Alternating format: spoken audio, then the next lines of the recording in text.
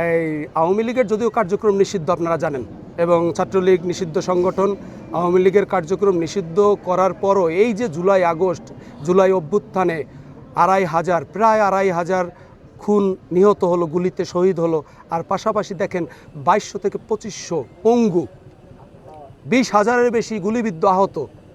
আপনি কি আওয়ামী লীগ এবং তার অঙ্গ সংগঠনের মধ্যে কোনো অনুশোচনা দেখতে পাচ্ছেন?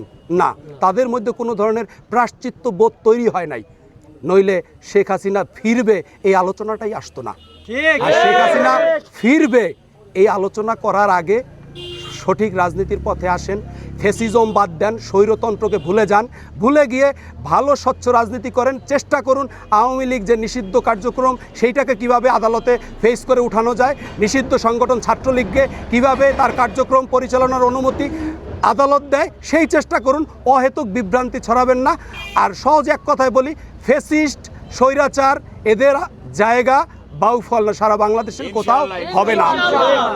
আর একটা কথা সহজভাবে বলি, একটু বাউফলের ভাষায় বলি, সুখে থাকলে ভূতে কিলায়, কেউরে যেন ভূতে না কিলায়। যদি ভূতে কিলায় তাইলে বাউফলে থাকতে পারবেন না, এইটা চ্যালেঞ্জ করে বলে দিলাম। আপনারা কি তাদের বাড়িঘর জ্বালাই দেবেন? তারা তো নাই, যারা অন্যায় করছে তারা তো এই এলাকা ছেড়েছে। এখন যারা আছে সাধারণ মানুষ, অর্থাৎ যাদেরকে আপনারা দোসর বলেন, তারা তাদের বাড়িঘর কি আপনারা জ্বালিয়ে দেবেন? আমরা এখন পর্যন্ত একটা ভাষায়ও কারো বাড়িঘর জ্বালানোর কথা বলি নাই, আমরা একটা ভাষাও ওইভাবে উল্লেখ করি নাই, শুধু একটা কথাই বলছি, ফ্যাসিস্টের আস্তানা বাউফল হবে না। আপনি সিদ্ধান্ত নেন ফ্যাসিস্ট কারা, আপনি সিদ্ধান্ত নেবেন ফ্যাসিস্ট কারা, দোসর কারা। যদি পলাতক থাকে ভালো, মব সৃষ্টি করা হচ্ছে। আপনি প্রশ্ন করেন, আমি উত্তর দেই। যে 5ই আগস্টের পর তো দেখছি আমরা যে অনেকের নিরীহ মানুষ যারা জয় বাংলা বলছে, এটা তো মুক্তিযোদ্ধার স্লোগান ছিল, আমরা যতটুকু শুনেছি, ইতিহাস দেখেছি। তো মব সৃষ্টি করছে, সাধারণ মানুষের মধ্যে মব সৃষ্টি করছে। যারা অন্যায় করছে তারা তো পলাতক এবং তারা অনেকে জেলে।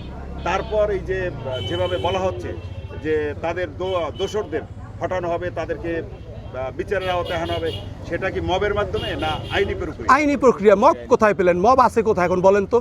আমি আপনার প্রশ্ন করলাম, আপনি সাংবাদিক সাহেব, আপনি বাউফলে নিউজ বিট করেন, আপনি বলেন বাউফলের কোথায় আপনি মব দেখেছেন? একটা স্পেসিফিক বলেন, আমি আপনাকে উত্তর দিয়ে দিই। বাউফলে নির্দিষ্টভাবে আপনারা যারা আছেন একটা মবের কথা বলেন, আমি সেইটার ব্যাখ্যা দেই।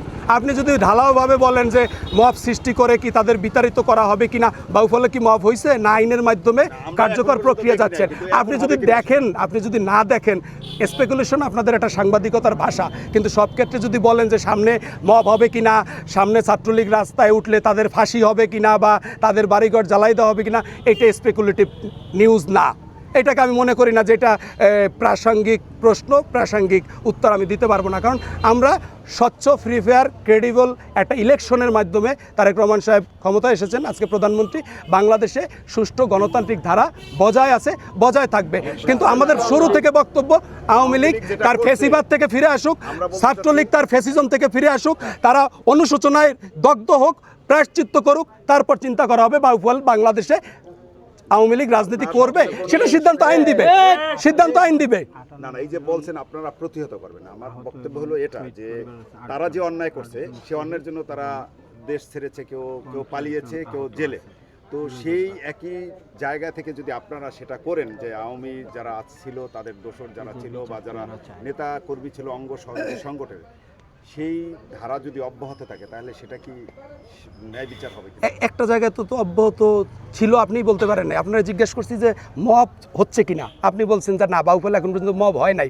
আপনি যদি আবার আমার প্রশ্ন করেন যে বাউফলে মব হবে কিনা, মব আপনি বলছেন যে তাদেরকে জবাব দেওয়া হবে, সেই জবাব কাদেরকে দিব? জবাব দিব ফ্যাসিস্ট স্বৈরাচারকে জবাব দিব। এটা কি মত প্রকাশ করার কোনো ই নাই, বাস্তবতা নেই? যেমন মনে করেন ইতিহাসে বিভিন্ন সময় ইতিহাস লেখা হয়েছে এবং সেগুলো এক একটা বইতে এক একটা গঠনমূলক কথা লেখা হয়েছে। সেই লেখাগুলো কি আসলে আমরা কি সেগুলো থেকে আমরা আমাদের লেখনী লিখতে পারবো না? অবশ্যই লিখবেন, স্বাধীন লিখতেছেন তো ভাই। তারেক রহমান সাহেবকে নিয়ে এবং তার পরিবারকে নিয়ে অন্তত 2 লক্ষ আইডি থেকে প্রতিনিয়ত প্রোপাগান্ডা চালাচ্ছে। তারেক রহমান, জাইমা রহমান, যিনি বাংলাদেশে এসেছেন, রাজনীতিতেও সম্পৃক্ত না, তাকে নিয়ে 2 লক্ষ আইডি থেকে প্রোপাগান্ডা চালাচ্ছে। বট আইডি থেকে তাকে নিকৃষ্ট ভাষায় তার সম্পর্কে কটূক্তি করা হচ্ছে। আমরা তো ওইভাবে প্রতিবাদ করি নাই এখনো, আমরা ধৈর্য শক্তির মধ্যে আছি, কিন্তু আমাদের বক্তব্য একটা, এই জায়গা থেকে আমরা ফিরবো না। ফেসিজম, স্বৈরাচারের আস্তানা বাংলাদেশে হবে না।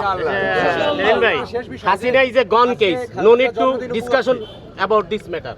আজকে আমরা একজন মহিষীয় নারীর খাবার বিতরণ করতেছি তার দোয়ার জন্য। এই আলোচনার সাথে Hasina is a gone case, okay, বলেন। Hasina is a gone